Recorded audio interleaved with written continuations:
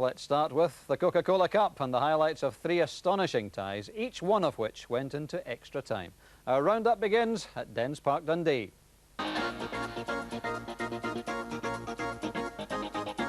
Dundee on fire in the first half, giving Hearts in their new change strip of striped jerseys no time to settle. But this penalty claim, as Neil McCann is laid horizontal, was rejected by referee Les Mottram.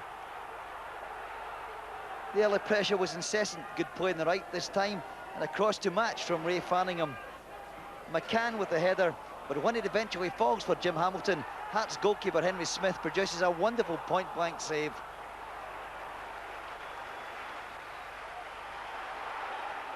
Dundee were playing sweet stuff with Danish internationalist Morten Weghorst very much the orchestrator. All of this leads to another chance for Hamilton.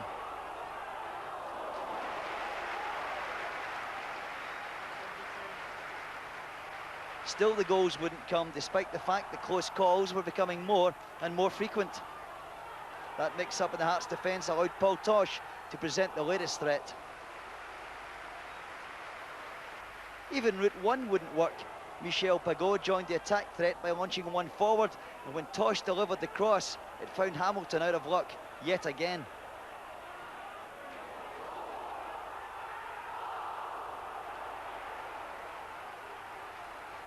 Just in case you thought Hearts hadn't actually turned up, this was their one real threat of the half.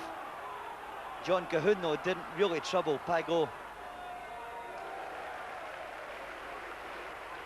Dundee just had to score, and they finally did 9 minutes before half-time. Paul Tosh worked back well, won possession and sent a superb reverse ball to George Shaw. This time there was no mistake. 1-0 Dundee, George Shaw the scorer. And by half-time, Dundee were 2 up. Smith tries to organise his wall at a free kick, but Dundee moved quickly. And when the ball comes in, it's George Shaw with his and Dundee's second. Half-time, 2-0 Dundee.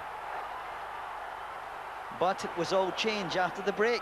Hearts pulled one back 9 minutes into the second half. John Cahoon floating a free kick for Dave McPherson to head home. Suddenly the tide was turning, and Dundee must have thought it had flooded them 20 minutes later. Hearts about to level things courtesy of John Cahoon with the easiest goal he'll ever score, and the Dens defence marked absent.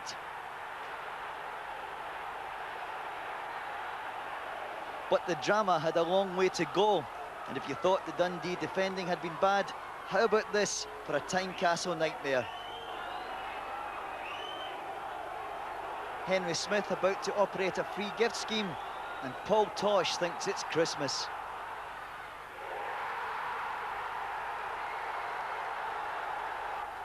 But with Dundee screaming for the full-time whistle, an incredible game was about to spill into extra time. Cahoon crosses, and Alan Lawrence breathes life into Hearts once again. Astonishing stuff. Now, just in case you're not keeping up, that made it 3-3 and introduced extra time. Dundee went ahead for the third time and did it with the goal of the game.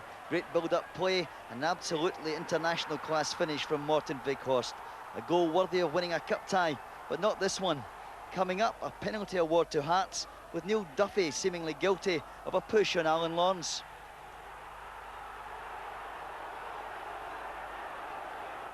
At the end of it all, John Robertson weathered the pressure, made it 4-4, and his spot kick took the tie to a penalty shootout. That shootout was as dramatic as the rest of the night. At 4-4 in spot kicks, Willie Jimison hit the post, and that left Weghorst with this to put Dundee into the semi-finals. Mission accomplished, but breathtaking entertainment all the way, with Hearts making a major contribution. And Dundee's fans clearly in the mood for celebration.